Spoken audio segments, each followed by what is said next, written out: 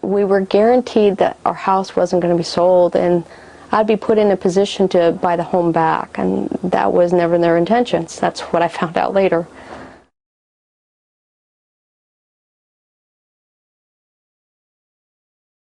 Typically what happens, one client that I had, her mortgage payment was $1,100, and after she sold her home to the investors, and her mortgage went up, or her rent payment went up to $2,300 a month, which absolutely makes no sense whatsoever.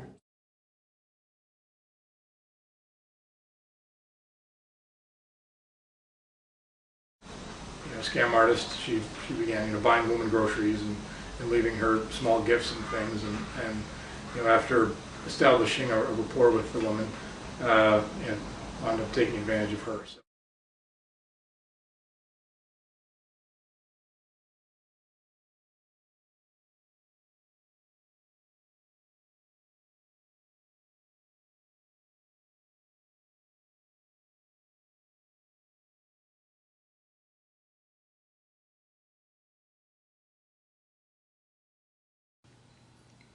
Foreclosure filings were at 252,363 in June 2008. This was 100,000 more filings than the year before.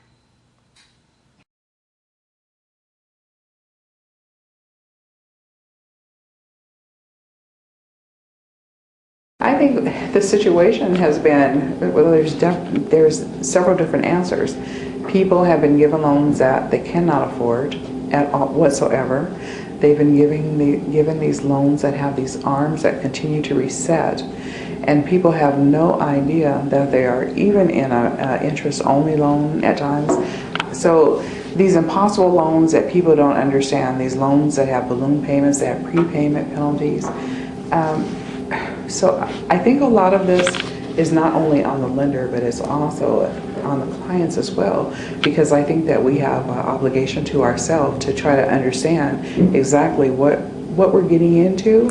And again, if you don't understand your paperwork, you can go to a real estate attorney, or you can go to a HUD housing counselor and have them explain to you exactly what you're getting into. So a lot of people have no idea, because most lenders will, or the mortgage broker would develop a relationship with the client.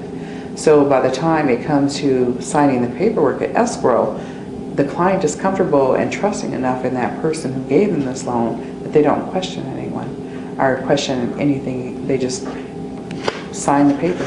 They just sign them, and they might take maybe 20 minutes to sign them when they need to really be sitting down, reading page by page and having an understanding. You should sit there, have a notebook, and write the questions down that you don't, to ask someone of things that you don't understand. But not many people do that.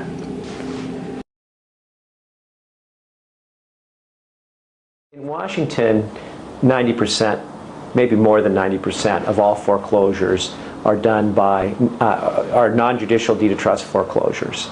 And what I say about non-judicial deed of trust foreclosures really translates into whether for forfeitures or foreclosures, like real estate contract forfeitures. They have a similar procedure. The first thing that happens in a real estate foreclosure is a notice of default. The borrower needs to be in default. They have to have not made payments, they've had to fail to keep insurance, or have done something else that's a violation of the promissory note, the terms of the loan. Usually the violation is failing to pay the monthly obligations. If a borrower fails to make a payment, the lender will send out a notice of default. This 30-day notice of default has to be done before they can do anything else. So 30 days after the notice of default goes out, the next step takes place. So what's great about this, in a sense, is that only the borrower knows about the foreclosure. They're given notice of default. The world in general doesn't know, and they've got 30 days to figure out what to do. If within that 30 days they do nothing, then the next step, the lender can have a trustee under the deed of trust issue a notice of foreclosure and a notice of trustee sale. Those notices are the first time that anything gets recorded. And the foreclosure sale can't take place until 90 days after that date. So if a borrower acts quickly, the borrower has at least 120 days to figure out what they're going to do. So if they need to sell the house, they can hire a real estate agent to do it. If they need to file bankruptcy to work things out in a 13 or a Chapter 7 just to sell their house and liquidate their assets, they can do it. But they have time. But the problem with it is often homeowners put their heads in the sand and they ignore the problem and they wait till the very last day. But if they act quickly, they can do a lot of things within that time period. It may be, excuse me, it may be that what they have to do is just sell their house. They may not be able to make the payments. They may not be able to do anything else to save it, cure the defaults, but they have equity. Or it may be that if they don't have equity, one of the things that they might have to do is give up the home. If there's no equity, if the mortgage is $200,000 and the house is worth $200,000, they don't have the ability to make payments on the mortgage. What they should do is take advantage of the fact that they can live rent-free in that property for that 120-day window, start saving up for the first and last month's deposit at another property, and let the house go to foreclosure.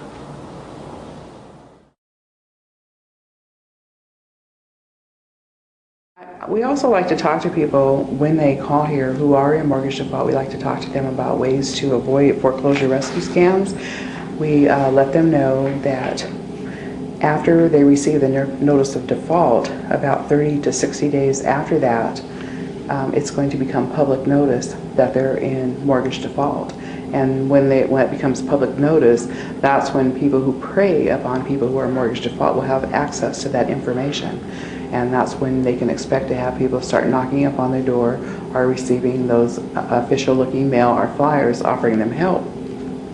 So we just try to really warn people that it's best to take action right away, because by not taking action, you're setting yourself up to lose your home.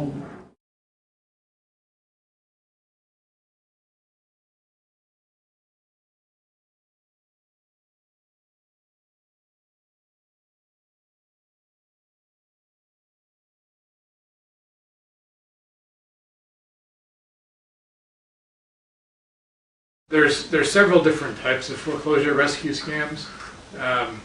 We've mostly lumped them into a couple of different categories, but just about every single one of them is different. One type that we call a quick hitter scam, which is where you have someone that will find out about a homeowner who's behind in their mortgage, facing a foreclosure sale, who will come to the homeowner, contact the homeowner somehow, and promise some type of service.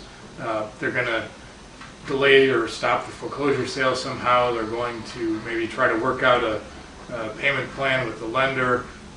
Sometimes they've got some type of crazy scheme that they can pitch to the homeowner. And either the homeowner will pay them some money to perform this service, or else sometimes the service will entail the homeowner diverting monthly mortgage payments directly to the scam artist somehow. A number of different variations on it, but basically what the scam artist is trying to do is get the homeowner's money that the homeowner has right then and there, that the homeowner could be using to try to pay the mortgage or make some other type of arrangements, and get that money to the scam artist instead. And then of course the services are either never performed, or they're done so poorly that they're no benefit, or sometimes what they've promised is just impossible to deliver. They'll promise to postpone or stop a sale, but there just won't be any way of doing that, and so they just take the money and run. Misconceptions that people who are in foreclosure have. Some believe that the lender will really not foreclose upon their property. They feel that the lender is not going to want to have to go through the problem of auctioning off their home. So we know that's not a reality, but for some people who are in foreclosure, it is. Another misconception that people have when they're in foreclosure, they typically believe anyone who says that they can help them, because they are so stressed out and filled with that anxiety I was talking about a moment ago. They want to believe that there is someone out there who will come to their rescue and save them. so that they can keep their home. And that's typically how people get in these bad situations involved in foreclosure rescue scams, because they want to believe that these investors are really there maybe to make a small profit, but to also help someone who's in their predicament. And then probably the more elaborate type of scam, sometimes called the sale-leaseback scam, sometimes called a lease option scam, is a little bit more complicated. That's where you have somebody that what they're looking to do is not make a quick buck off of the homeowner by duping them into paying some money or diverting payments, but they're actually looking to get the house out from underneath the homeowner and all of its equity without having to pay a reasonable price for it. And the way that works is, I mean, let's say you've got a house that's worth $300,000. There's a mortgage on it, and the mortgage might only be $80,000 or $100,000. So you've got a substantial amount of equity. Say if the mortgage is $100,000 and the home's worth $300,000, you've got $200,000 worth of equity. So if you can get that house for just the $100,000 mortgage payment, then you've instantly made a $200,000 profit. So the sale-leaseback scam is a transaction where the scam artist will approach the homeowner and offer this this deal where the homeowner is going to convey the property over to the scam artist, and the scam artist is going to pay off the person's mortgage, and then the homeowner is going to continue living in the property and pay rent to the scam artist for a period of time, during which the homeowner is supposed to somehow rehabilitate his or her financial situation, so that after a year or 2 years or however long, the homeowner is supposed to be able to buy back the house from the scam artist for usually the same price or a little bit more than what the scam artist paid the homeowner for it. But then inevitably, the way these deals are set up is they're designed to fail. Either the homeowner is just never going to have any ability to take out some kind of mortgage to buy the house back, and the scam artist knows that going in, so they know that they have so long to buy it back, and that time's going to run out, and they're going to lose the house. Or while they're paying rent, rent for the property, something will happen or be manufactured to happen, so that the homeowner then gets evicted for some reason. A lot of times there's all these different hoops that the homeowner has to jump through to exercise this right to repurchase. So for instance, you have to give written notice in blood on parchment on the Friday the 13th before the scam artist's mother does her hair, just some crazy hoops they have to jump through. And of course the homeowners can never navigate those hoops, and so they wind up not being able to repurchase. A lot of times the repurchase price is never determined in advance, and so it winds up being way more than the homeowner was led to believe that it was going to be. So for instance, the example I gave, you sign the house over for $100,000, you're led to believe you're going to be able to buy it back for $100,000 or $110,000 or something, and then lo and behold, yeah, I'll sell it back to you, but for fair market value, which of course is $300,000, or maybe it's even gone up after that. So what ultimately happens is the homeowner loses their property and virtually all of their equity, and all they get out of it is they get their mortgage paid off, which by and large would generally always happen when there's a foreclosure anyway, and maybe they get to remain in the home for some short period of time thereafter.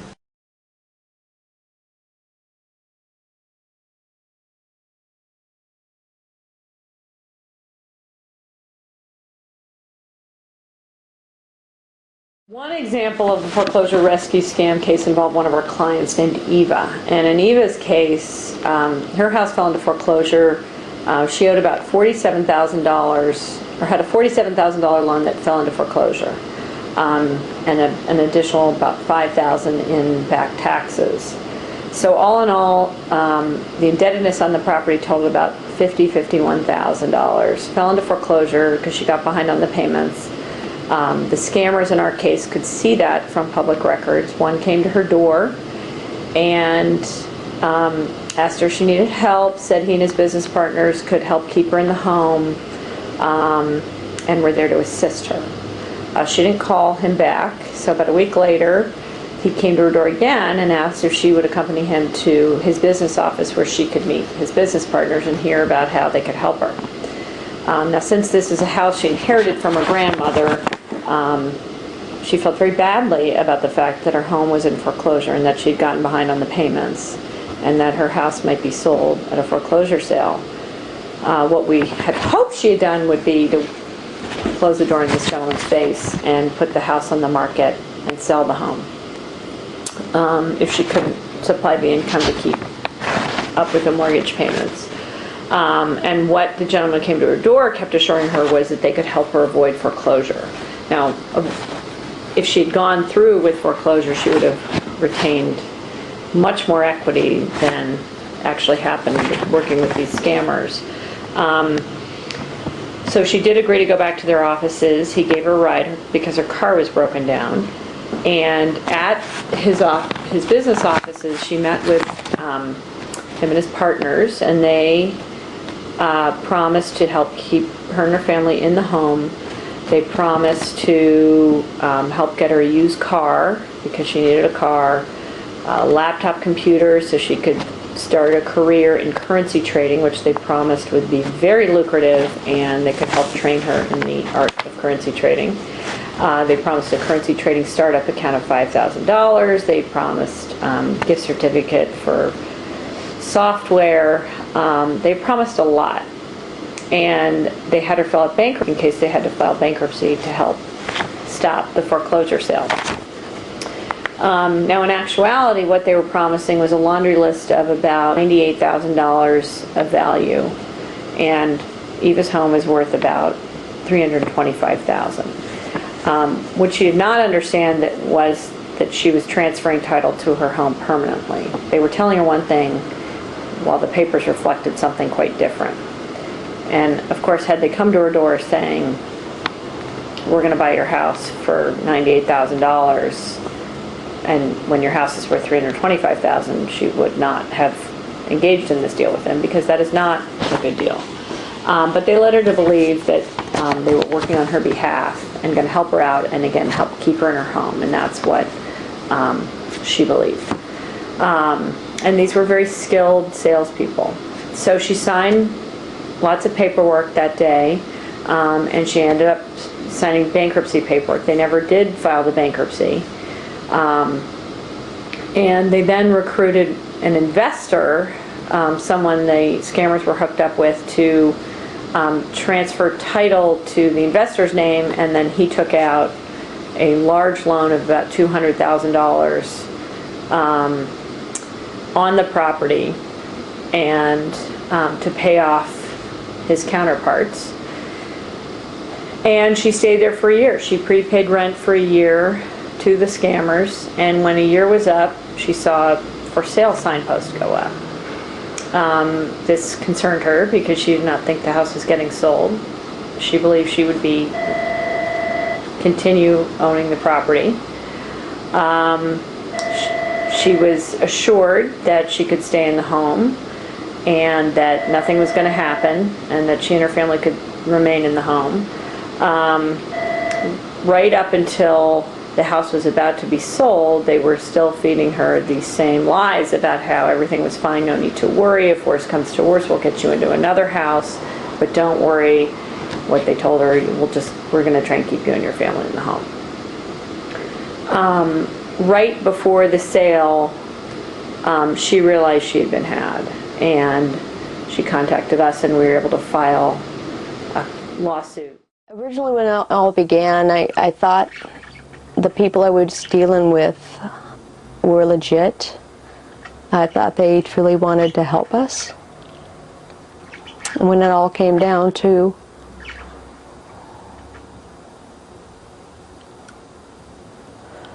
us losing our home, what I just felt at that point that these guys truly were not working in our best interest like they said they were at the beginning.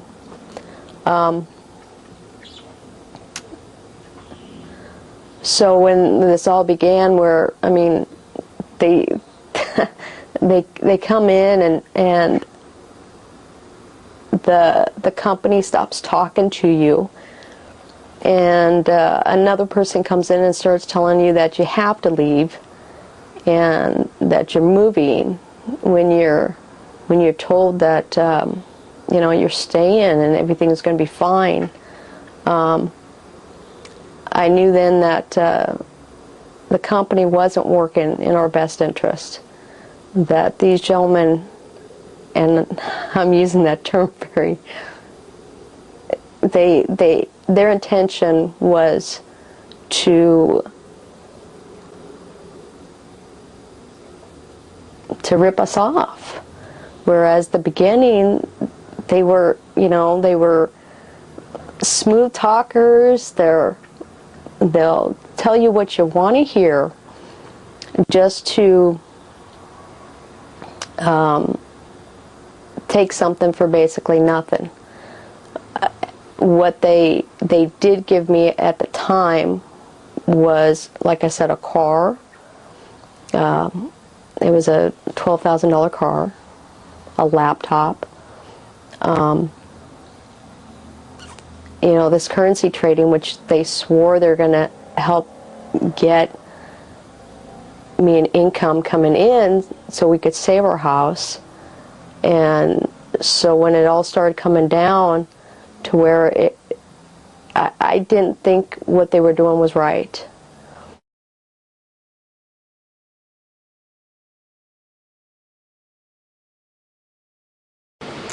The scam artists generally come to the home in question armed with a lot of information. They've been able to see online or in public records the notice of foreclosure to know that the home's in foreclosure. They can see how much debt is on the property, how much of a mortgage or how many liens are on the property. They can see the tax assessed value, and they can figure out how much what the market value is. So they know coming to the door a lot of information, how much that house is worth, how much equity is in there, to be able to scam from the homeowner. So what they do is come to the door, many of them, and talk to the homeowner and make lots of assurances that they're going to try and help keep someone in the home, keep the lights on, food in the fridge, we can help.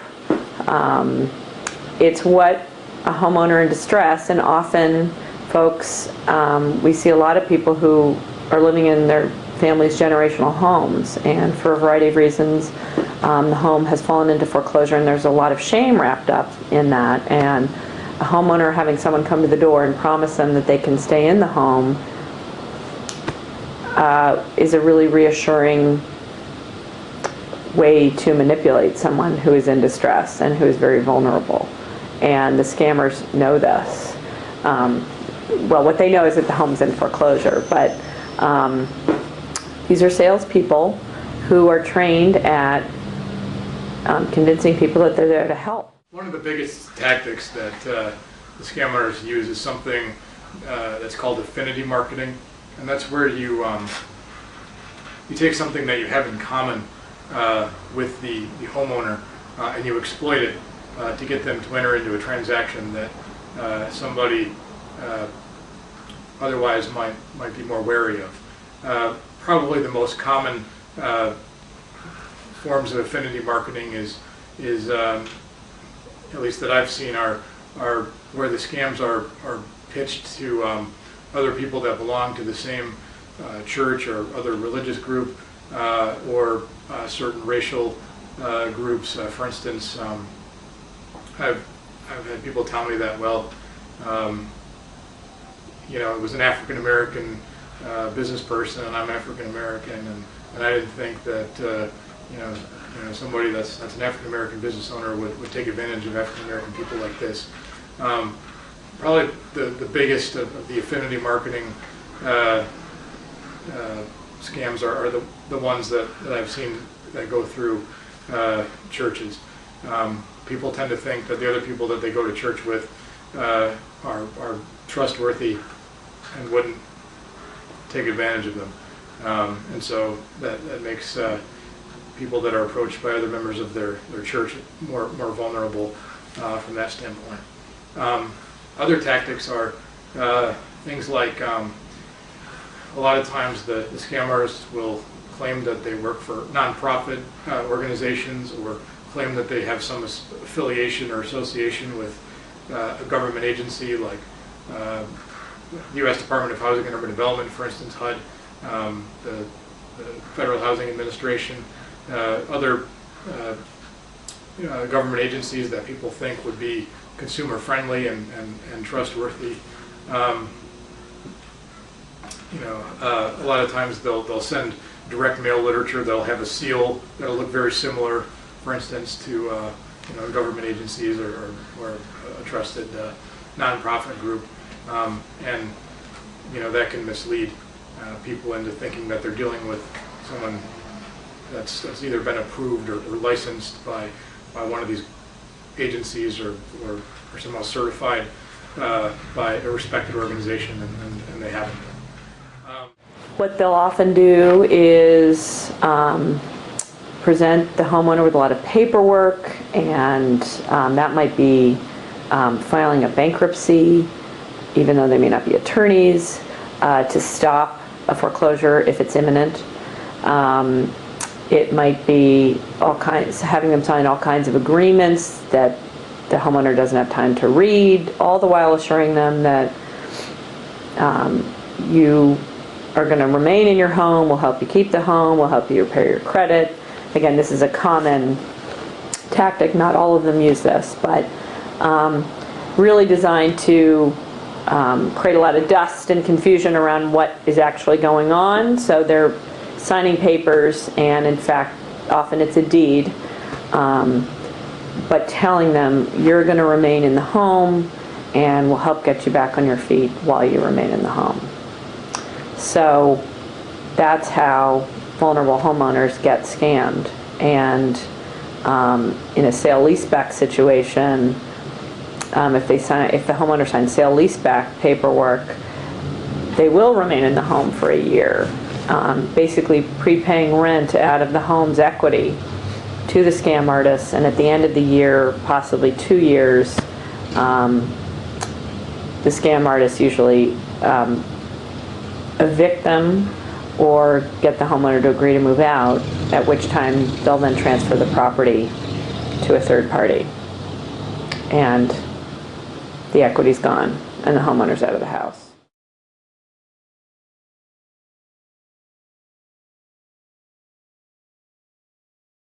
A lot of people also feel that if they just ignore the problem of being in mortgage default, that it'll go away. And it doesn't go away, it just gets worse.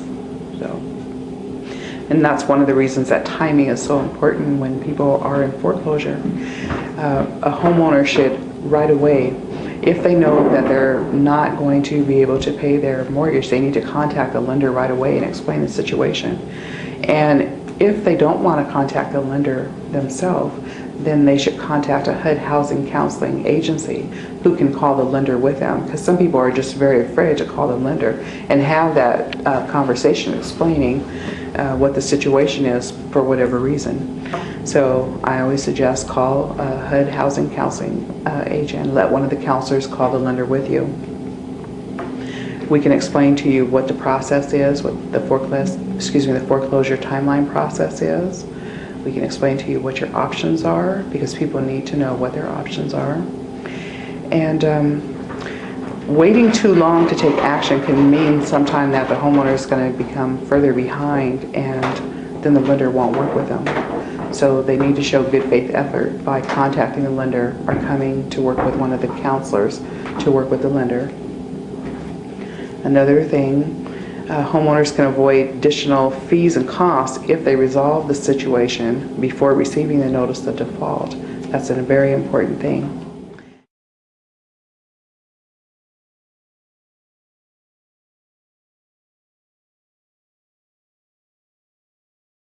Well, another reason that foreclosure rescue scams are scams is because anybody that can really afford to keep their house, they ought to be able to do some sort of refinance or reinstatement before they could do a lease option agreement. Now, we've heard about the credit crunch, and it has gotten a little bit more difficult to obtain mortgage loans of late than it was, before, when banks were making, no asset and stated only type loans and so forth. But the bottom line is a sale-leaseback transaction is basically no different than a short-term refinance loan, except with exorbitantly high interest rate and fees, and without the sort of disclosures that you're going to get with an actual legitimate mortgage loan. But how does refinancing or reinstating actually work? Well, during the deed of trust foreclosure process, if you can come up with the amount of money that you need to pay off the delinquency, you can reinstate your mortgage.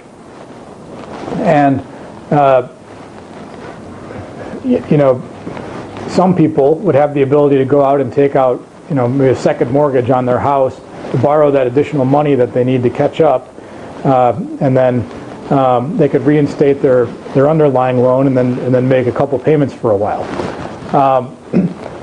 A lot of times that's not an option for people, but they can refinance, which means you go out and you get a brand new loan to pay off your old loan, and then you just make payments on the new loan as though you would with any other mortgage. So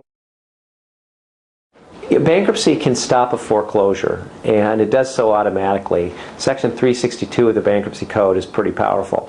It's an automatic injunction. If you file a bankruptcy petition, whether it's a Chapter 7, Chapter 11, Chapter 12, or Chapter 13, it automatically stops the foreclosure. You don't have to get an injunction. It stops the foreclosure for any foreclosure of property that's owed against the debtor. If the title of the property is in Joe's name and Joe's living with Mary, and Mary files bankruptcy but she's not on title, the bankruptcy is not going to do anything. But if Joe files bankruptcy, then it does stop it. Now, there's a couple things you can do. If a wage earner is making money but for whatever reason got behind in the mortgage payments, but if given some time they could cure those mortgage payments, Chapter 13 is an option. You have to be a wage earner, and you then, through a plan of reorganization over a 3 to 5 year period, you can cure the defaults. You can't rewrite the mortgage, but if you continue to make the regular payments and then you can cure the defaults, pay a couple $100 more each month to cure the defaults over 3 to 5 years, the lender doesn't have a choice. They have to take that reorganization plan into Chapter 13. What's good in a Chapter 13 is sometimes the threat is good too, because lenders know that a legitimate borrower can do that, and maybe they might work it out under similar terms if they know that the debtor's serious about a Chapter 13. Chapter 7 is a little different. Chapter 7 is a straight liquidation. Assets are sold. But Chapter 7 can help homeowners too. If what's creating the problem is there's just not enough money for the debtor to make all the payments on their house, and because they're being hassled by a credit card company that has a past due bill, or maybe medical bills, those are things that can be discharged into Chapter 7. As a result of that, maybe the debtor's wages are no longer garnished. They discharge certain debts, and then they have enough money left over to be able to make their mortgage payments. Chapter 7 does not necessarily mean that the home is sold. In Washington State, there's a $125,000 homestead exemption. So let's say a debtor has a $300,000 house with a $200,000 mortgage on it. It's clearly worth $300,000. If it was worth $400,000, they could lose something in bankruptcy to their creditors. But if it's a $300,000 house with a $200,000 mortgage, there's only $100,000 worth of equity, and a homeowner in the state of Washington can claim that equity as exempt. It's not exempt against a claim of a mortgage holder or a deed of trust holder, because those are consensual liens. But that equity is exempt from the claims of judgment creditors. So in that situation, if a creditor or if a homeowner is about to lose their home to a judgment creditor or someone else or those kind of pressures, they could go into bankruptcy, discharge their medical debts, their credit card debts, and then be left with basically just their mortgage debt, and maybe they can service that and keep their house.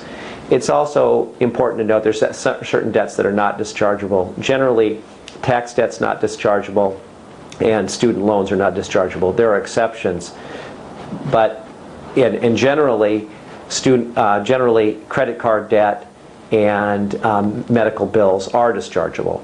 There's exceptions to that if debts were incurred based on false pretenses or whatever. But again, Chapter 7 is sort of a liquidation of debts. It's not a wage earner plan where people are continuing to pay money into a plan. And then there's Chapter 13, which is a wage earner plan.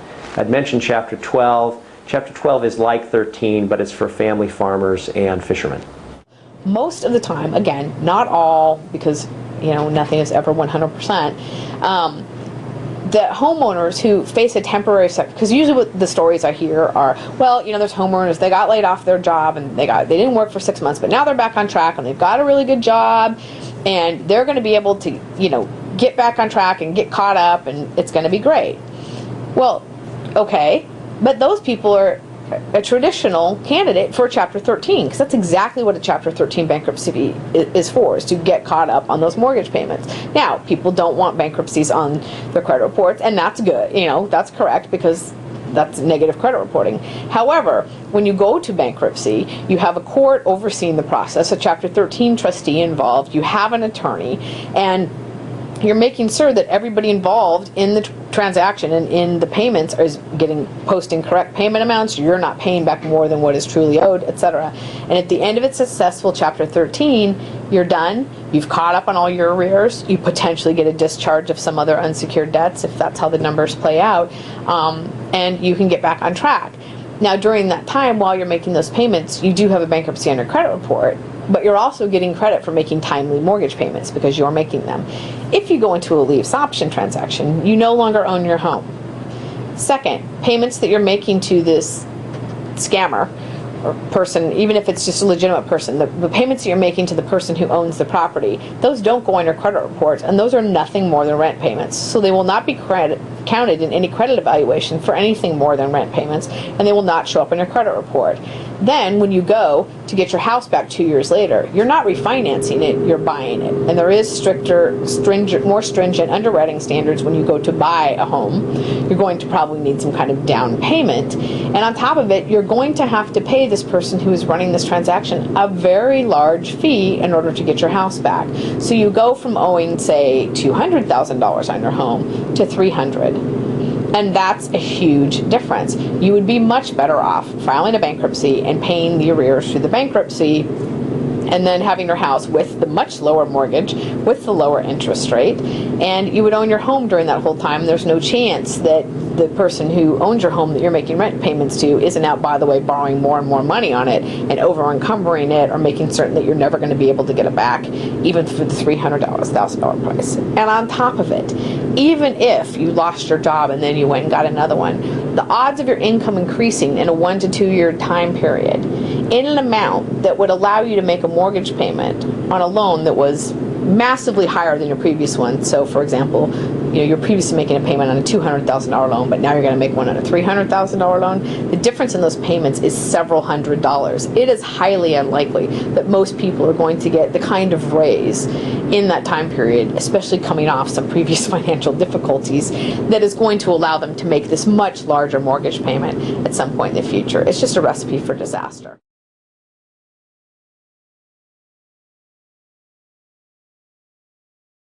Another option that is available to some homeowners who are elderly is a reverse mortgage. And sometimes that's a viable option when you're talking about an elderly homeowner who may be behind on a mortgage and not have income to make monthly payments and so forth, but has a lot of equity. That's sometimes there's a term of house rich and cash poor, for instance, where sometimes elderly homeowners, they might have bought their house several decades ago and paid, $30,000 or $40,000 for a house in the 1960s or 50s, and they've long since paid it off. But then maybe they needed a new roof or needed some repairs, and they had to take out a home improvement loan, and they've gotten behind on that and so forth. But over time, just through inflation, if nothing else, now the house is worth several times what they originally paid for it. They can get something called a reverse mortgage, which is basically there's different types, but it's basically a refinance loan where you don't actually have to make any payments as long as you live there until you either sell the house or you pass away, or sometimes elderly people, they may go into some sort of adult care facility or move out of the home for some reason. And it's not until then that the payments would come due. And so, that a lot of times is a viable option for an elderly homeowner to at least keep the property and continue living there and make sure they have a place to live for the rest of their lives, even when they may not be able to afford to make monthly payments on debt. So, if it's just no way possible that this person has enough money coming in to keep the home, I have what I call a come to Jesus conversation with the client, and those are very difficult conversations to have because people don't want to hear that the reality of it is that you can no longer afford your home. And when we have come to Jesus conversations with clients, we try to do it in a very sensitive way. But it usually doesn't go over very well because no one wants to sell their home. Most people have worked very hard to realize the American dream. So it's very hard, and most people tend to shut down when you tell them that there's nothing that I can do for you because you don't have the income to support keeping your home. So that's a very difficult part of this job and dealing with clients. If I knew what I know now, I would never have done it. Even during the court proceedings and with all this going on, I found out bankruptcy may have been a smarter move. Going into foreclosure may have been a smarter move. But these guys are smooth. They're clean cut. They're fast talkers. And they're good at what they do. And it's those kind of guys you gotta be careful of. Well, the case I took to trial and won, my client was laid off her job because she was home caring for her adult mentally ill son, and she was having depression problems of her own. She owned the house with approximately $150,000 worth of equity. She knew enough to file bankruptcy petitions to stop the foreclosure, but she couldn't finish filling out all the documentation needed for bankruptcy, so her cases kept getting dismissed. This realtor came to her house and gave her card and talked to her for long periods of time, and then sent his colleague, who purported to be a mortgage broker but who was not in fact licensed as a mortgage broker, to her home. She thought it was a mortgage broker, and so between the two of them, she thought she was dealing with a realtor and a mortgage broker who were looking to help her. She filed several bankruptcy filings which got dismissed, and throughout this time the defendants repeatedly called her, showed up at her house, got to the point where they're actually harassing her and berating her for not letting them help her, and that was the phrasing that they used. She finally acquiesced and agreed at the time she filed her third bankruptcy petition, knowing that it was going to be dismissed because she didn't have an attorney to help her with the documentation, that she would let them help her. She thought that they might be able to come up with some kind of creative financing since she had so much equity in her home. She knew she didn't have income, but she had a lot of equity. And she was hoping that she could just get a loan that would tide her over until she could get back to work and she no longer needed to care for her son. And instead, the defendants strung her out until the day before foreclosure with promises and assurances.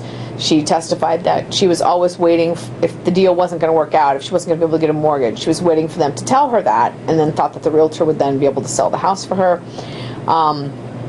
And instead, they strung her out until the day before sale and then had her sign a bunch of documents which transferred ownership of the home to them and left her with a lease option to supposedly be able to buy the property back in up to 2 years.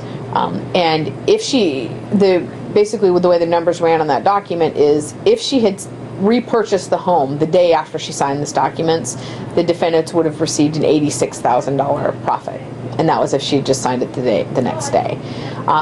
So it carried very onerous terms, and also the rent payments that were required under the lease option were approximately $200 to $300 less than the entire amount of her monthly income. So the transaction, we contended and the trial court found, was designed to fail from the beginning because they gave her rent payments that they knew she couldn't afford, thereby hoping to evict her and thus gain the property at about 1/2 of its market value.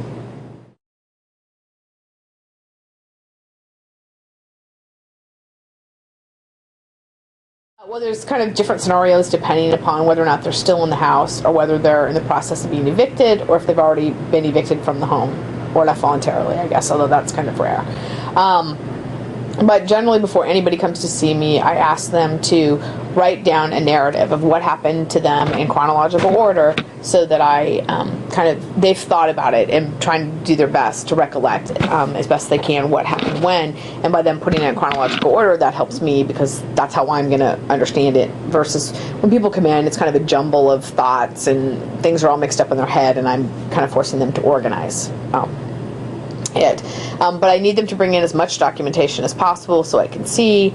I asked them to bring in their previous loan documents so I can understand what the terms of the previous loan was, as well as any servicing letters and things like that. I wanted to see the terms of the previous loan.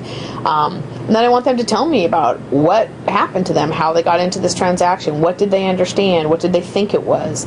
And that sets the stage because, as I've said to some of the opponents of the legislation, if people enter into transactions in which they do not get enough money for their property or what is a reasonable price for their property, even under the circumstances, but they understood the transaction and they knew what they were doing, that's okay. You're allowed to do that. You're allowed to enter into transactions that are stupid, frankly. So if somebody says to me, yeah, I knew what I was doing, but it doesn't seem right, I'm not going to represent that person. I'm going to take a case where somebody says, I had no idea what this was, I didn't even know, why am I being evicted from my house? I have certainly had a couple of cases where I've been the one where I've had to tell people that they don't own their house anymore. They still think they own their house, and I'm telling them for the first time, sometimes a couple years later, that they don't own their house anymore and that all the money they've been paying has gone to the person who took their house.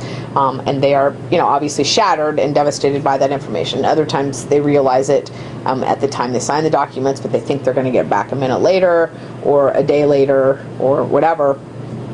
So it really just depends. But I'm looking for as much information as possible, as much documentation as possible. When you get enough information or as much of the information as you're going to get to try to come up with your theory of what actually happened and what all the different parts of this transaction are and how things could have gone differently and turned out more favorable for your client. Then you can try to put together some sort of a demand or some sort of ideal resolution that's going to try to meet your client's needs as best possible under the circumstances, and that may be different from what the court would award if the case goes to trial. But that's something you can use to kind of start any sort of negotiations with the other side. What I mean is the fact that the person who might be the most culpable for what went wrong in one of these scams, or I should say the person who might be the most culpable for the fraud or plundering your client's equity might not be the person with the deep pocket or the person that has the best ability to make your client whole. So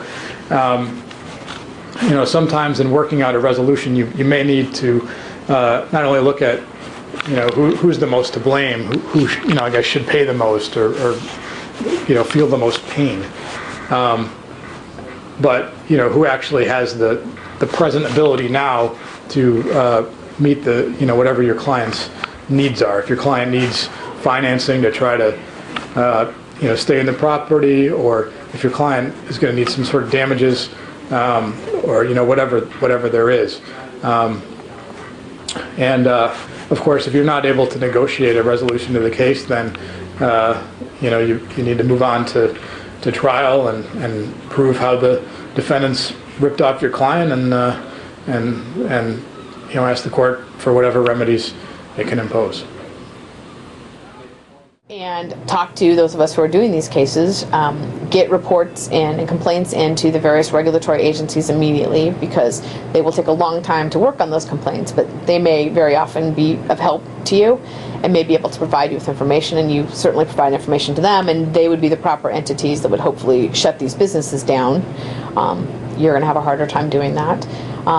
Try and find other victims, as many as you can. Search public records and try and find transactions involving all the same people.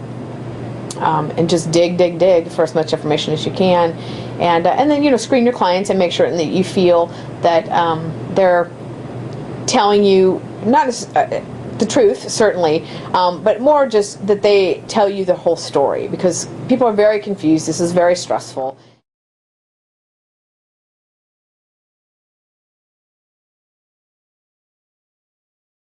If I have people who are currently making the payments to the bad guys, that gives me a little more time to get organized and get a case together and figure out where we're going to go. Very often people get referred to me and they're going to have an eviction hearing the next day, and I'm scrambling to try and get as much information as possible before I have to go attend this eviction hearing and figure out what we're going to do about the eviction. Sometimes people come to see me after an eviction, and then I have to figure out, well, we have, how many days do we have left before they're actually going to be evicted? What can I do in the meantime to maybe put a stop to it? And if they've already been evicted and or left the property on their own accord, then, I can, again, organize all the information, put together my complaints, and begin to go forward to try and get the house back, get a lease pendants on record so that we make sure the property isn't transferred again. And the way that I've gone about litigating these cases in the past is, first of all, when there's an unlawful detainer case going on, you really don't have the kind of judicial procedures available that you need to investigate and get to the bottom of one of these scams, so that you can go into court and prove what happened and get the kinds of legal remedies that a homeowner needs. And in fact, the court doesn't even always have the ability to award that type of relief. In an unlawful detainer case, the court has limited jurisdiction, limited powers, and actually can't resolve questions of title. So the first thing that you need to do when your client is still living in the home is you need to somehow stop the unlawful detainer proceeding from continuing. And then the next thing you need to do is you need to get basically a quiet title action started, so that you can really invoke the power of the tribunal to conduct discovery, and also to award the type of relief that your client really needs.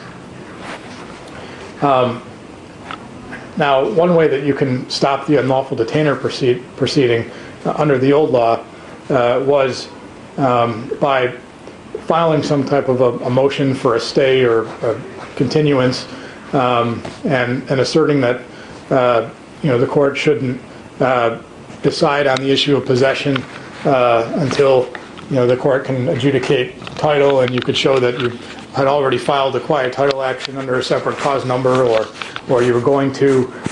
Another way is you could maybe file a bankruptcy petition if your client was a good candidate for bankruptcy and so forth. But in order to really stop that unlawful detainer proceeding from continuing, you are probably going to have to already have enough evidence to at least show the court that you had a serious doubts about whether the person claiming to be the owner really was the owner, or only had some sort of equitable interest, or had obtained their deed through fraud or something like that. And so you had kind of a chicken and the egg problem. You couldn't really get the evidence you needed until you could do discovery, and you couldn't really do discovery until you had filed a quiet title action, and that meant that the amount of time it would take to file the case and get the discovery request out and be responded to and everything would far exceed the unlawful detainer timeline. And if your client wasn't a good candidate for bankruptcy for whatever reason, that may not be an option. So a lot of it depended on these the outcome of these initial pretrial motions. Another problem is that even if the court would give you a stay or somehow delay the eviction proceedings, a lot of times the court would require that the homeowner pay some sort of a deposit of money into escrow, usually rent or some kind of bond to cover the anticipated losses that would be incurred if the supposed homeowner was really just a deadbeat tenant who hadn't paid their rent. As unfortunately a lot of courts would kind of assume, especially when they're presented with a deed and so forth, showing that, or at least purporting to show that the person claiming to be the plaintiff really was the owner.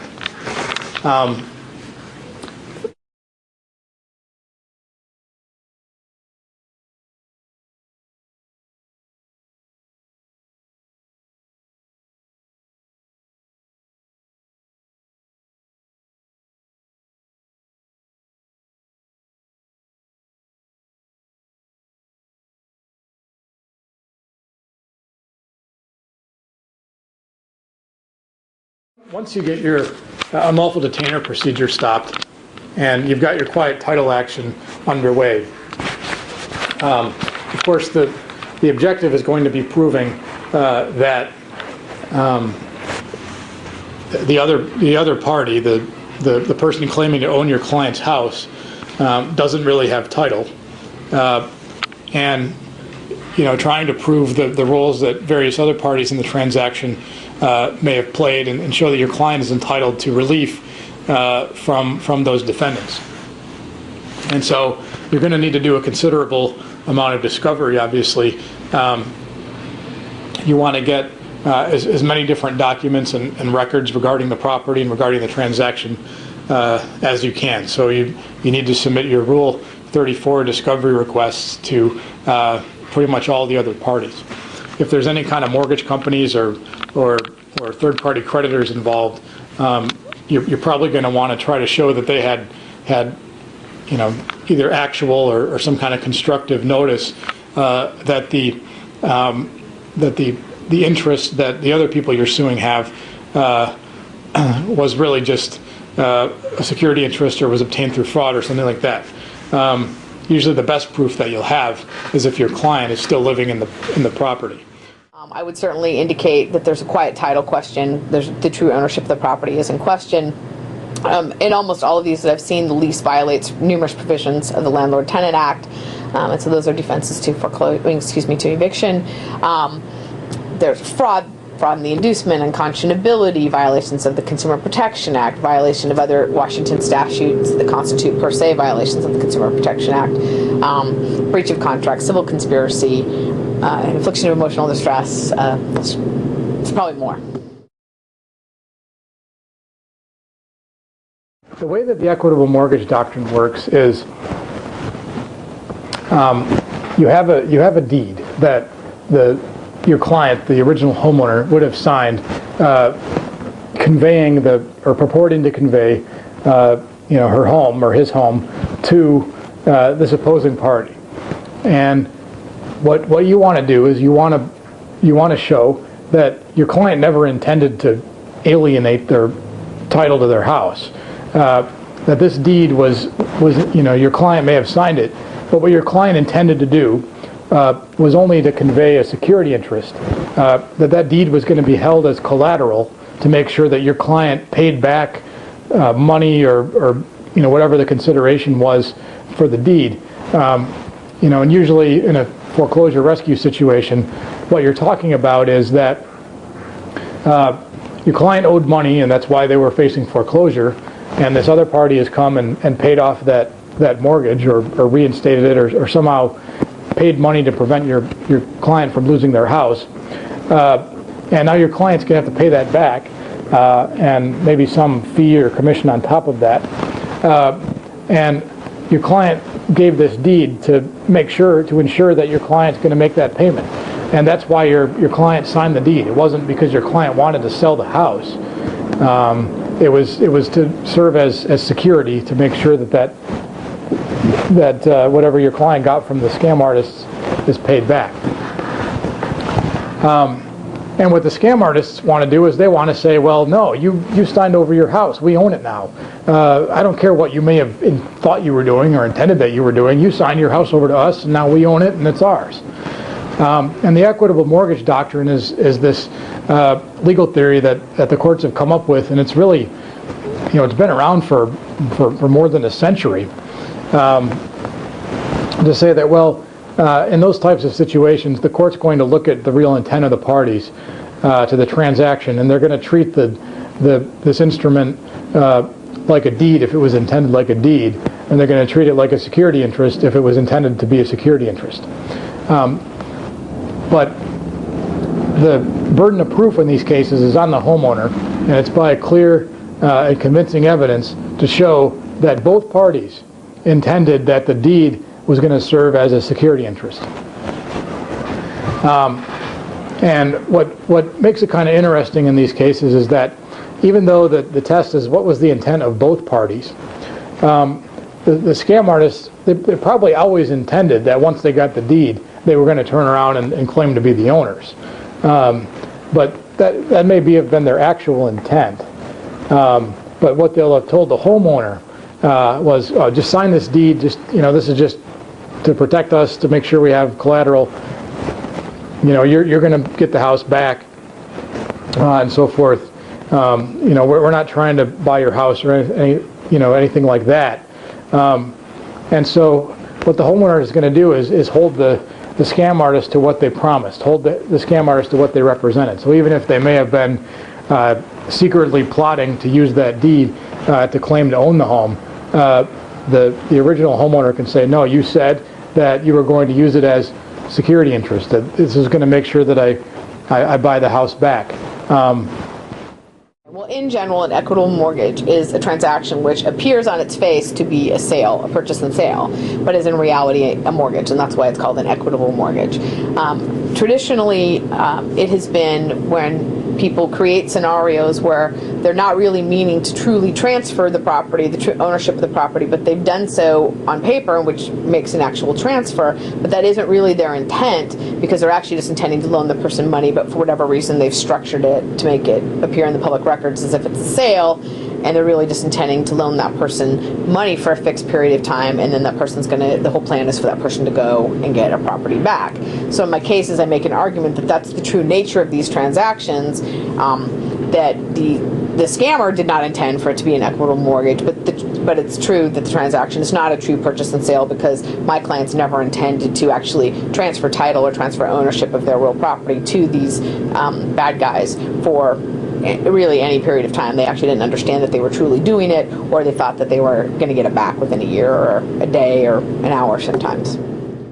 There's about 5 factors that the courts have traditionally looked at in deciding whether or not to construe a deed that's absolute on its face to be a security interest. The first factor is, was the homeowner who signed that deed in financial distress at the time? If there's a foreclosure pending and the homeowner's about to lose the home and is doing whatever he or she can to try to get some sort of financing to prevent the foreclosure, well, then it's a lot more likely that the homeowner could get tricked or swindled into something. And so when a person signs a deed under financial distress, that's one indication, one red flag that the courts have said, well, maybe we need to take another look at this and make sure that the homeowner wasn't pressured into waiving their rights of redemption or sign papers they didn't, where they may have intended something else. The second factor, and practically this is often the most important, is the respective consideration that the original homeowner got for giving the deed compared with what is the property actually worth.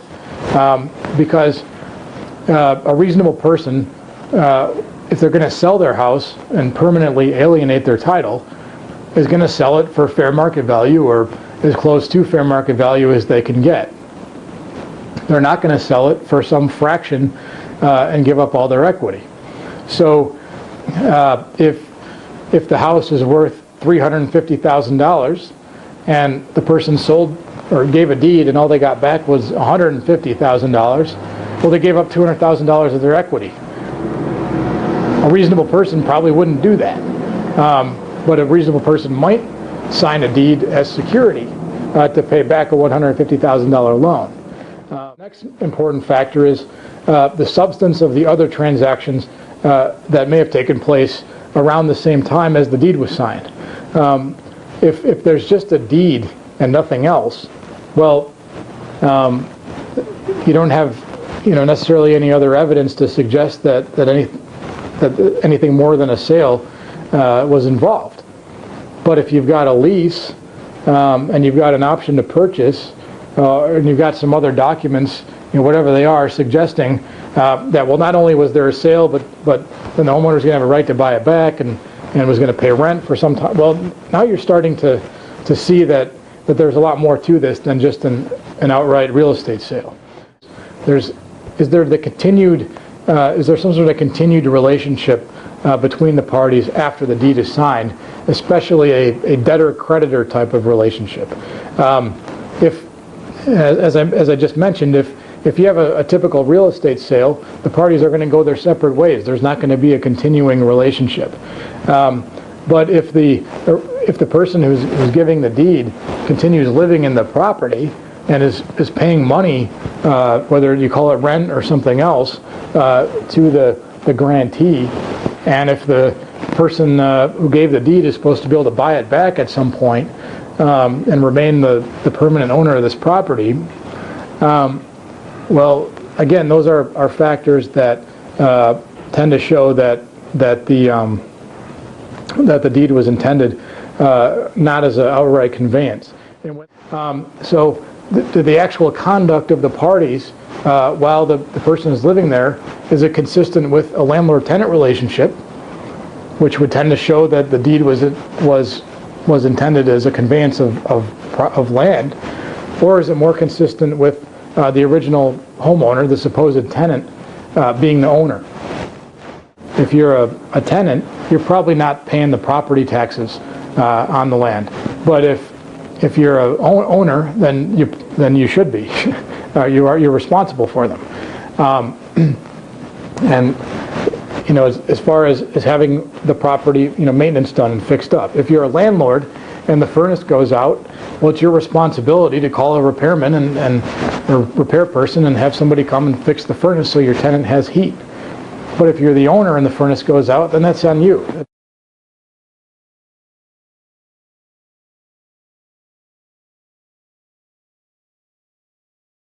With an unconscionability claim, you can prevail just by showing that the transaction was just grossly unfair. And with a foreclosure rescue scam, frankly, these cases aren't worth taking unless the terms of the transaction are grossly unfair, because they almost always are. And if they're not, then maybe it's not so much of a scam after all. But there's basically two ways of showing the kind of gross unfairness that you need to attack a transaction as being unconscionable. One way is by showing what's called procedural unconscionability. That's where you show some kind of disparity in the bargaining power of the parties, so that your client, the original homeowner, there was such a disparity in their ability to bargain with the opposing side that they didn't even really have any meaningful choice about whether to enter into this transaction or not. And usually the way that you can show that is one, if they didn't really understand the transaction, and it kind of gets almost into a fraud type theory when you show if they were misled about what the terms were, they weren't provided adequate or timely disclosures of information. Really a big thing is going to be showing that they were up against a pending foreclosure, and they didn't have time to go out and sell the property or take any of their other steps, especially if they were misled about what those other alternatives might be by the opposing party. And that the other side exploited that inability to choose. One legal claim that can be asserted in these cases often is the claim of unconscionability, and there's procedural and substantive unconscionability with foreclosure rescue scams often, because procedurally the formation of the deal occurs when consumers, the victim, are under so much financial stress and duress that they're not given enough time to evaluate the terms of the deal, and in fact substantively the terms of the deal are horrible for them, but because they're not given cost of credit disclosures and other required disclosures, they're not able to evaluate the substantive terms of the deal properly. So the scammers prey on that, the fact that they're in this weakened condition and they're under a lot of duress. There may be a pending foreclosure sale. They're not given time to evaluate all the terms of the deal, and substantively the terms of the deal are horrible and horribly abusive to the victim. That's how you can assert an unconscionability claim, that the terms are hidden from the consumer, and there's that underlying stress and duress that they're preying on. There's a case called Adler versus Fredley and Manor. It was a 2004 case where what was basically held by the Washington Supreme Court basically held was that you really only need to have substantive unconscionability in the state of Washington. You don't really need to show procedural unconscionability so much, as long as you have a lot of substantive unconscionability. So if you can show that the terms of the transaction were just grossly, incredibly unfair, then it doesn't even really matter if the parties were on some kind of equal bargaining footing. Now, in a foreclosure rescue scam, they virtually never will be on any kind of equal bargaining terms. But if you can show that the terms were just, they would shock the conscience, then that alone is enough to meet the legal standard of unconscionability. And so with a foreclosure rescue scam where you have somebody basically losing tens or hundreds of thousands of dollars in home equity, for nothing, that can often leave you with a very good unconscionability claim. Now, some of the drawbacks to an unconscionability claim are, since you're not attacking the deeds, you're not setting aside anybody's title. You may not be able to get the same sort of rescission remedies, especially against subsequent purchasers, that you would have with an equitable mortgage type claim. So, if the property has been conveyed, to a third party, you may not be able to undo the sale. There's basically 5 elements to a Consumer Protection Act claim. The main elements in a CPA claim are, number 1, you've got to have an unfair or deceptive act or practice. Then you've got to show that it took place within the scope of trade or commerce. And then the third one is that there's got to be some sort of effect on the public interest. Actually, the last 2 are pretty simple. You have to show that the plaintiff actually suffered an injury, and then secondly, that the injury was caused by the unfair or deceptive act or practice. In a foreclosure rescue scam type transaction, some of the different things that might qualify as unfair or deceptive acts and practices would be things like telling the homeowner that we're here to help you keep your home and save it from foreclosure, when in fact you're really there to try to get the home from the homeowner, and or saying that this deed that you're signing is really going to be held for security, when really the person plans to use it to assert title. or promising that you're going to be able to stop a foreclosure sale, or pretty much any lie or deceitful statement that is made by the people perpetrating the scam could potentially be unfair or deceptive. One of the most typical types of unfair and deceptive acts and practices that you'll see on these lists in other states is the idea of price gouging, charging just an exorbitant price for services. And one thing that lawyers can do if you're having trouble deciding what, if you're looking at a transaction and having trouble deciding what's unfair or deceptive about it, you can go to another state statute where they have one of these lists. Michigan has, I think, about 32 different things on its list. That's about the lengthiest one that I'm aware of. And it will give you some ideas. You can also show an unfair or deceptive act or practice if it's in violation of another consumer statute. So for instance, if somebody who's perpetrating a real estate scam violates the Mortgage Broker Practices Act, or violates the Credit Services Organizations Act, those are what are called per se unfair and deceptive acts or practices. So if you could show that they violated some other consumer protection statute, then that becomes a violation of the Consumer Protection Act.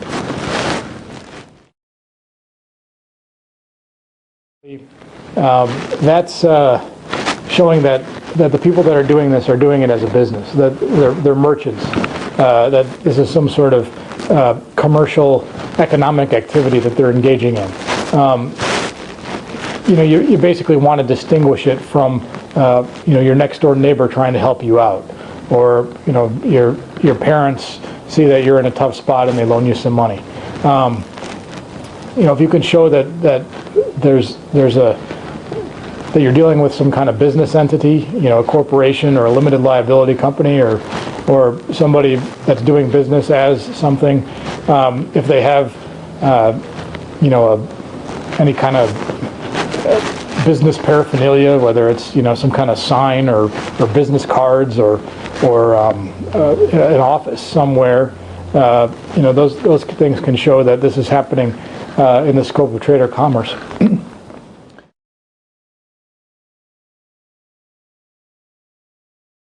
That usually means you want to show that these people are out soliciting customers, they're advertising, they're doing something where this activity could have affected or could in the future affect other people besides just the homeowner who's raising the claim.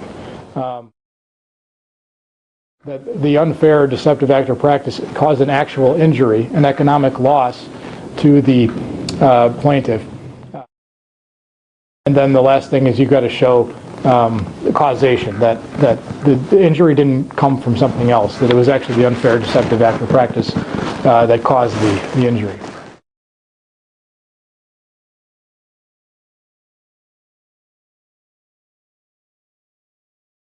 The strongest parts of my claims are going to be, potentially fraud, and also the Consumer Protection Act claims, or those statutory claims that constitute per se violations of the Consumer Protection Act. And that statute of limitations is 4 years, and that's usually, that's usually plenty of time to come in under that.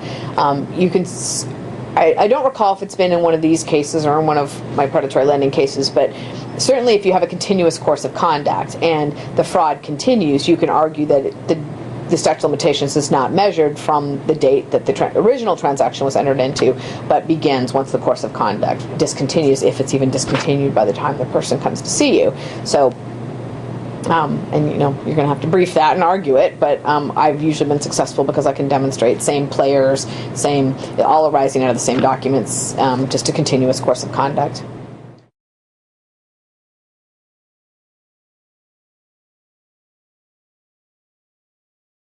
I find that most of them are real estate professionals of some sort, either real estate agents, lawyers, mortgage brokers, people in the real estate industry, or they are people who attend these seminars that you see advertised on late night TV or in the ads in the newspaper, learn how to get rich on foreclosures. And they go to these seminars and they get taught what's, termed a method or a program or things like that. And they become convinced that it's a way to help people and help yourself. And it's that kind of thinking. So there are some, people who've been involved in these, that this was their first one and they wind up getting sued, and that usually convinces them not to do it anymore. But I find that most of my defendants have done this before. There's multiple other victims, and I can find them.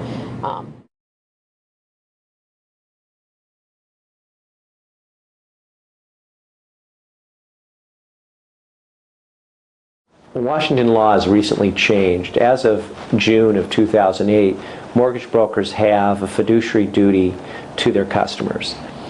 Previously, mortgage brokers' duty was only defined by agreement. It was clear that there was no statutory requirement, a statutory fiduciary duty of brokers to their customers, and there was no implied duty that was created by case law.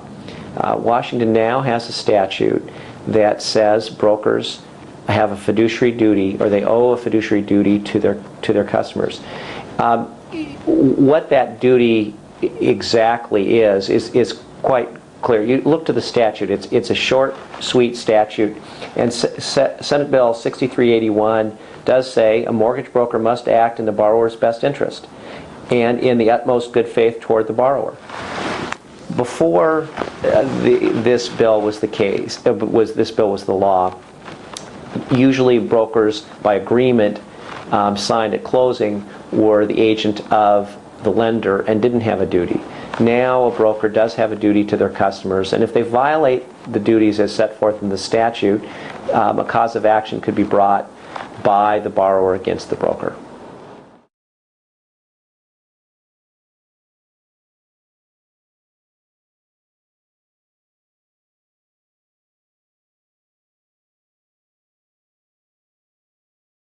So what the new statute does, 2791, is it amends the Unlawful Detainer Act, and the new statute says that if the person who is claiming to be the plaintiff or claiming to be the owner of a property brings an unlawful detainer case, and the defendant in that case is somebody that used to own or have an interest in the property, then the plaintiff in that unlawful detainer case has to explain in their complaint how they came to have title.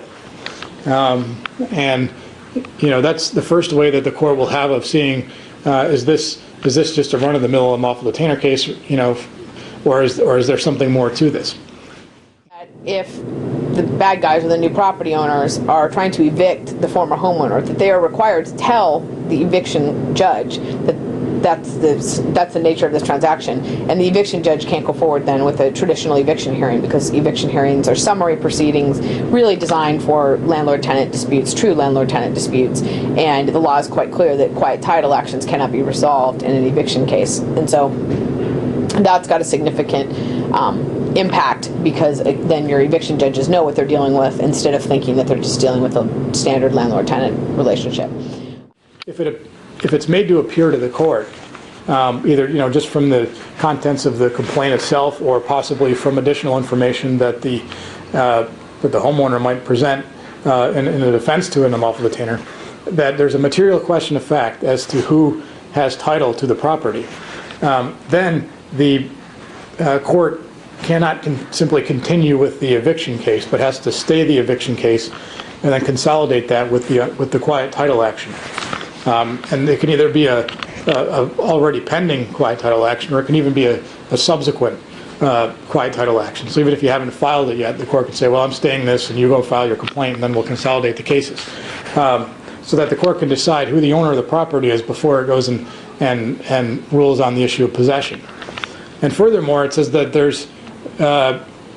there can't be any sort of escrow account set up. So the court can't make a homeowner pay money into the registry just to stay in the property while the litigation is taking place.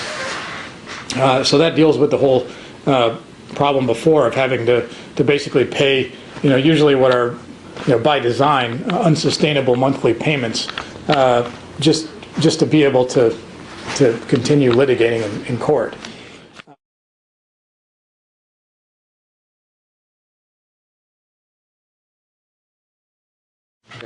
And then another aspect of the statute is that it has the right of cancellation. There's actually a statutory right to undo one of these transactions, after all the documents have been signed. And I think in practice that's likely to work, I think, very similar to kind of the common law, equitable rescission and equitable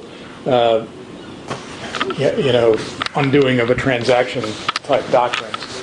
But this way it's right in the statute. It says that you can go back and cancel this transaction, try to put the parties back in the position they were in before, and that may really kind of work out similar to rescission under the Truth in Lending Act, where if you have been making some payments toward this, under TILA, if you've made payments on a fraudulent mortgage or a illegal mortgage loan, that money is going to come right off the top of whatever debt you're going to wind up with at the end of the day. So it's kind of like you've been, making interest-free. You've had an interest-free loan for a while. So if you have a homeowner that, maybe the scam artists, they paid off a $100,000 mortgage, and you paid rent at $1,000 a month for a year. Well, you've got $12,000 coming right off the top there. So the amount that you might have to worry about paying back at the end is going to be down to $88,000, and then the additional damages might come off that. So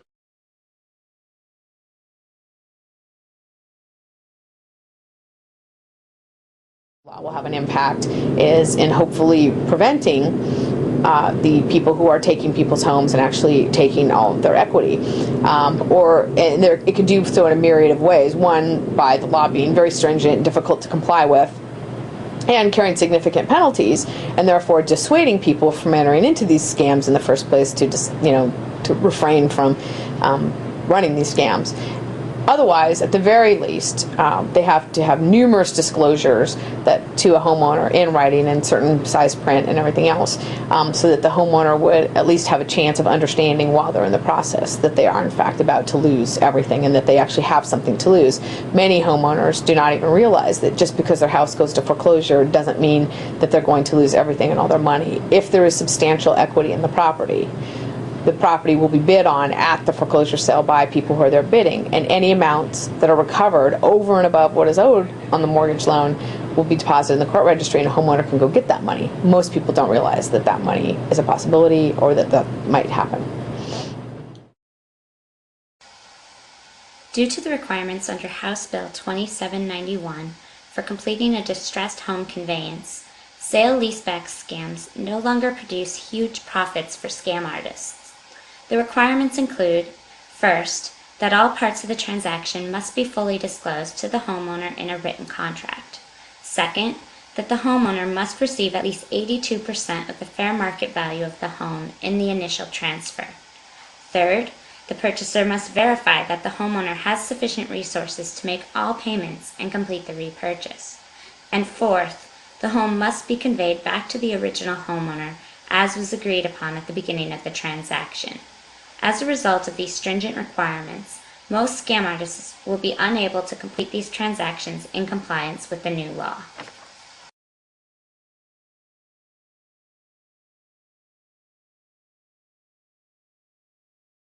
I should say that under the new statute, the court has a lot more, I think, authority to grant effective remedies for homeowners. I mean, first of all, by increasing the amount of exemplary damages available for a CPA violation up to $100,000.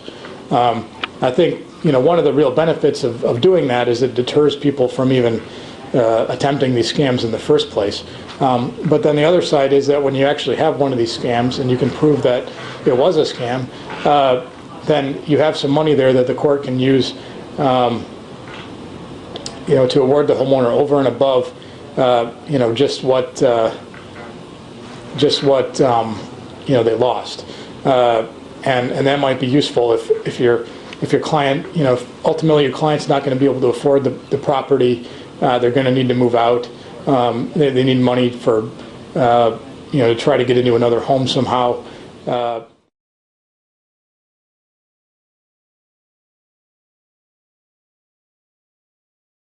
These types of scams, I think what we had was, the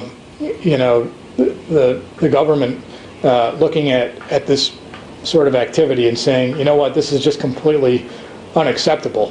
What these so-called businesses are doing is not legitimate business activity. It's really just a big ripoff. It's really just a big scam. And yeah, there may be a lot of people doing it. And there may be enough people doing it that other people can sell books and videotapes and seminars to teach more people how to make a buck investing in foreclosures, if that's what you want to call it.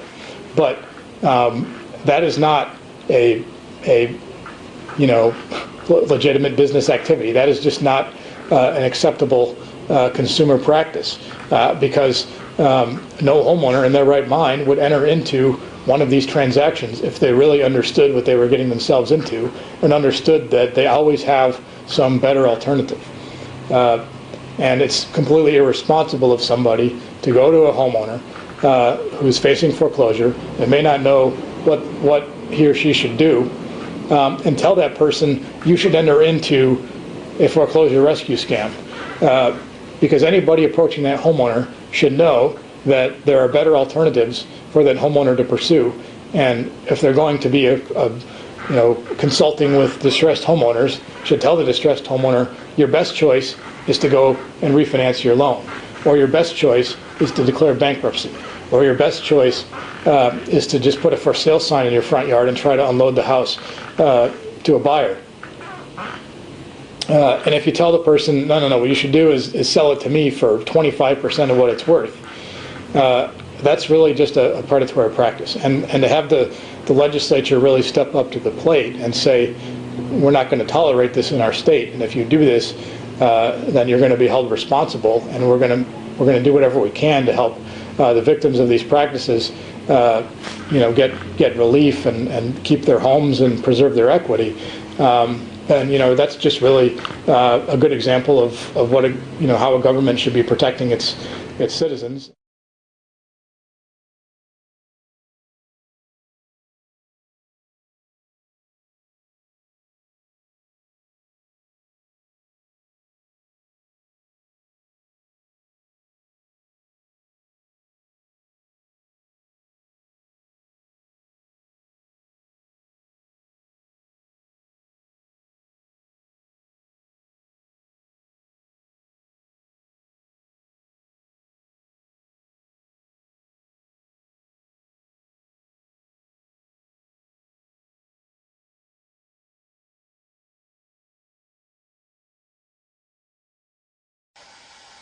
Some common foreclosure rescue scam tactics that would violate the fiduciary duty include, first, that promising services without intending to perform them, or promising services that the scam artist knows are impossible to perform.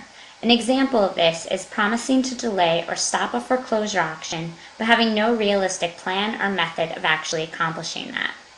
The second is when the scam artist conceals or lies about fees and transaction terms. An example of this would be when a scam artist doesn't tell the homeowner the true repurchase price in a sale-leaseback transaction.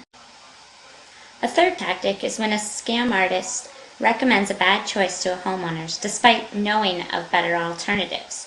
An example of this would be when a scam artist tells a homeowner to enter into a lease option scheme when they could refinance the home on better terms. And fourth is when the scam artist works against the homeowner's best interest. An example of this would be when a scam artist helps a foreclosure investor acquire title to the home rather than helping the homeowner keep title. You can't forget what happened, but you can make things better. So that's what I'm trying to do. make things better. If you or someone you know is facing foreclosure and you don't know what to do, don't fall for a scam. Call